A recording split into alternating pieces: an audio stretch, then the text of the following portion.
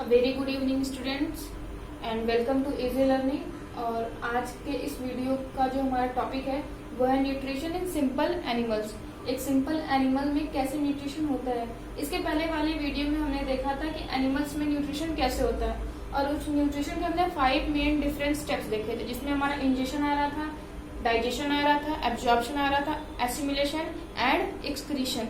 उस वीडियो में हमने ये भी डिस्कस किया था कि ये पांचों प्रोसेस एक यूनिसेलुलर में कैसे परफॉर्म होते हैं और एक मल्टीसेलुलर ऑर्गेनिज्म यानी कि ह्यूमन में कैसे परफॉर्म होते हैं। तो आज के इस टॉपिक में हम सबसे पहले पढ़ेंगे कि यूनिसेलुलर में ये कैसे परफॉर्म किया जाता है। तो एग्जांपल में हम इसके लिए लेंगे अमीबा।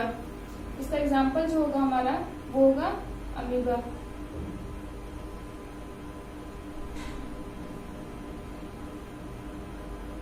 अमीबा क्यों? अमीबा जो हमारा एक यूनिसेलुलर ऑर्गेनिज्म है। इसी तरीके से हमारा पैरामीशियम भी है, वो भी एक यूनिसेलुलर ऑर्गेनिज्म है। तो एक यूनिसेलुलर ऑर्गेनिज्म में डाइजेशन के या फिर आपके जो न्यूट्रिशन के 5 स्टेप्स होते हैं वो कैसे परफॉर्म किए जाते हैं। तो एक बार हम फिर से इसको रिवाइंड कर लेते हैं पांचों प्रोसेस को। क्या है हमारा? पहला इंजेक्शन होता है, दूसरा आपका डाइजेशन होता है, तीसरा आपका एब्जॉर्प्शन होता है,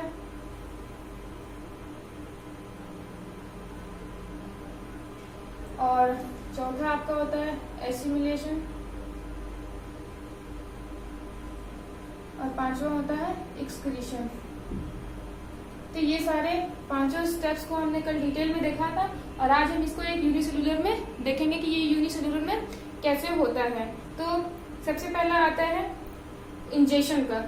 इंजेक्शन का प्रोसेस क्या होता है? Intake of food into body. Body में फूड पार्टिकल्स का जाना आपका इंजेक्शन कहलाता है। तो सिंगल सेलुलर ऑर्गेनिज्म जो आपका अमीबा है, आपने सुना होगा कि अमीबा जो है उसका कोई बॉडी शेप नहीं होता है। और तो अमीबा क्या करता है? अमीबा जब भी कोई फूड पार्टिकल्स इसके आसपास सराउंडिंग एरिया में आता है तो वो अपने आपको एक स्यूडोपोडिया लाइक स्ट्रक्चर फॉर्म करता है। अपने पूरे स्ट्रक्चर में एक स्यूडोपोडिया लाइक स्ट्रक्चर को फॉर्म करता है। स्यूडोपोडिया क्या है? एक फिंगर लाइक स्ट्रक्चर है। जैसा कि हम यहाँ पे देख रहे हैं, ये हमारा क्या है? स्यूडोपोडिया है। स्यूडोपोडिया क्या होता है? एक फिंगर लाइक स्ट्रक्चर होता है। अब ये अमीबा क्या करेगा? ये अपना फिंगर लाइक स्ट्रक्चर बनाता है और उस फूड पार्टिकल को अपने अंदर लेने की कोशिश करता है। तो ये प्रोसेस हमारा क्या कहलाएगा? ये प्रोसेस हमारा कहलाएगा इंजेक्शन का। तो हमारा पहला प्रोसेस हो गया इंजेक्शन का। इंजेक्शन में क्या हो रहा है? फूड का बॉडी के अंदर आना हो गया। ये हमारा फूड हो गया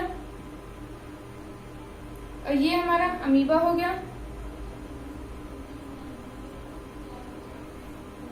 और ये उसका न्यूक्लियस हो गया।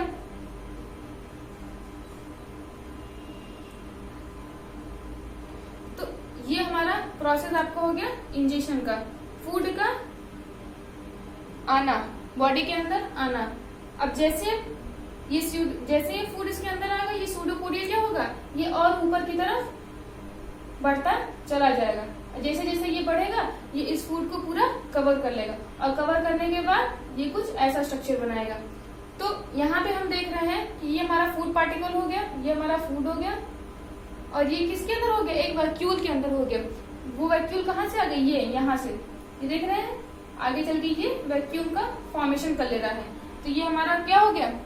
यहाँ पे वैक्यूल के अंदर आपका फूड आ चुका है। अब जब फूड एंटर कर गया बॉडी में तो दूसरा प्रोसेस क्या हो जाएगा? डाइजेशन का।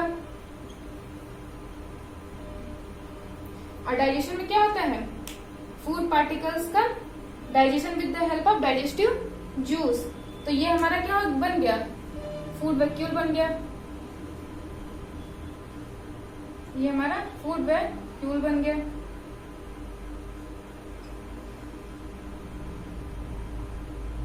ये हमारा फूड वैक्यूल बन गया। अब जब फूड वैक्यूल बन गया है तो अब इसके ऊपर क्या होगा? एंजाइम्स एक्ट करेंगे। यहाँ पे एंजाइम्स इस वैक्यूल के अंदर एक्ट करेंगे। एक्ट करने से पहले इसको क्या करना पड़ेगा? एंटर करना पड़ेगा। तो यहाँ पे हम देखते हैं एंजाइम्स एंटरिंग फूड वैक्यूल्स। यहाँ पे हम इसको बोल सकते हैं एंजाइम्स एंटरिंग फूड वैक्यूल। अब जैसे ही एंजाइम्स फूड वैक्यूल में एंटर करेंगे तो ये इस फूड पार्टिकल को डाइजेस्ट करना स्टार्ट कर देंगे। तो यहाँ पे प्रोसेस आपका क्या हो गया, ये हो गया आपका डाइजेशन का। अब डाइजेशन के बाद हमने क्या पढ़ा था, एब्जॉर्प्शन होना है। जो भी फूड पार्टिकल्स डाइजेशन के बाद बचेंगे उसका अब बॉडी में एब्जॉर्प्शन होना है। तो यहाँ पे देख सकते हैं आप, ये फूड पार्टिकल जो है डाइजेस्ट हो चुका है। अब डाइजेशन के बाद इसको इसी सेल के अंदर, क्योंकि ये यूनिसेल्युलर है, इसको तो कहीं जाना नहीं है, तो इस यूनिसेल्युलर के अंदर यानी कि सिंगल सेल के अंदर ये जो फूड मटेरियल है पूरे साइटोप्लाज्म में डिसॉल्व होगा। तो ये आपका क्या हो जाएगा, एब्जॉर्प्शन। जो आपका तीसरा प्रोसेस हो गया वो आपका हो गया एब्जॉर्प्शन का। तो एब्जॉर्प्शन में हम देख सकते हैं, और ये एब्जॉर्प्शन कहाँ हो रहा है, absorption into cytoplasm, absorb into, यहां हम इसको लिख सकते हैं एब्जॉर्ब इनटू साइटोप्लाज्म। अब किस प्रोसेस के थ्रू, क्योंकि ये यूनिसेल्युलर है तो ये डिफ्यूजन के थ्रू करेगा,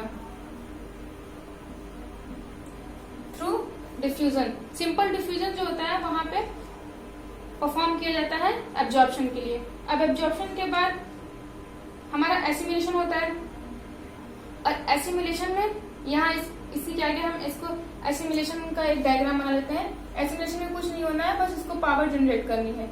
ये हमारा न्यूक्लियस हो गया, ठीक है। अब ये अमीबा क्या करेगा, यहाँ पे आपका जो प्रोसेस चलेगा एसिमिलेशन का, और इस एसिमिलेशन में क्या क्या फंक्शन परफॉर्म किए जाते हैं, आपका ग्रोथ हो गया, रिपेयर हो गया, ठीक है, और पावर एनर्जी का जनरेशन हो गया। तो ये एसिमिलेट करेगा। एसिमिलेशन के बाद चौथा प्रोसेस हमारा होता है एक्सक्रीशन का। तो एक्सक्रीशन में क्या होता है, अनडाइजेस्टेड फूड मटेरियल्स को बॉडी से एलिमिनेट कर दिया जाता है। तो ये हमारा फिफ्थ प्रोसेस हो गया एक्सक्रीशन का। एक्सक्रीशन में सिर्फ अनडाइजेस्टेड फूड मटेरियल को बॉडी से एलिमिनेट कर दिया जाता है। तो ये पूरा प्रोसेस हमारा क्या कहलाता है, ये हमारा सिंपल एनिमल्स में यानी कि अमीबा में ये पूरा न्यूट्रिशन का जो आपका प्रोसेस है वो इस तरीके से परफॉर्म किया जाता है। एक बात और इसमें है, जो एक्सक्रीशन है, एक्सक्रीशन के लिए यहाँ पे जैसे कि फूड एंटर के लिए कोई भी माउथ पार्ट नहीं था, इसने एक सीडोपोडिया फॉर्म किया, सीडोपोडिया को फॉर्म करके फूड को अपने अंदर ले लिया। उसी तरीके से इसके पास कोई भी एक्सक्रीटरी ऑर्गन नहीं होता है जिससे वो बॉडी को फूड को बाहर निकाल सके। तो इसीलिए क्या करता है, ये सिंपल बॉडी वॉल से फूड को, अनडाइजेस्टेड फूड को बाहर निकाल, थ्रो कर देता है बाहर। सिंपल इसकी जो आपकी सेल की वॉल है यही रप्चर कर जाएगी, एक छोटे से पार्ट से वो रप्चर करेगी, और रप्चर करने के बाद फूड को एलिमिनेट कर देगी। तो ये डिटेल एक ओवरव्यू है एक सिंगल सेल में या फिर अमीबा में कैसे न्यूट्रिशन लिया जाता है और इन पांचों प्रोसेस को परफॉर्म किया जाता है। तो ये तो रह गई हमारे यूनिसेल्युलर की बात। इसके बाद हम बात करेंगे मल्टीसेल्युलर, जिसका हम एग्जांपल लेके चलेंगे ह्यूमंस का। तो जो मल्टीसेल्युलर ऑर्गेनिज्म या फिर ह्यूमन है, इसका जो आपका न्यूट्रिशन का प्रोसेस है वो थोड़ा ब्रॉड है, इसीलिए हम इसको अपने नेक्स्ट वीडियो में डिस्कस करेंगे।